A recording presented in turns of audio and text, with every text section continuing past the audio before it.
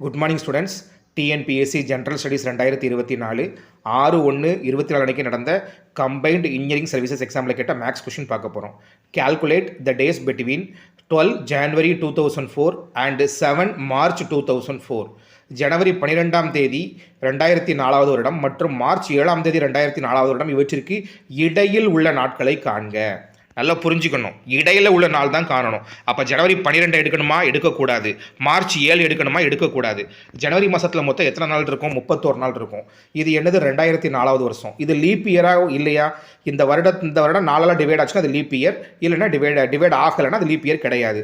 2004 4ஆல் divide ஆகுமா? கண்டிப்பாக divide ஆகும். அப்போ பிப்ரவரியில் என்ன பண்ணணும்? 29 நாள் போடணும். மார்ச்சில் நமக்கு எத்தனை நாள் வேணும்?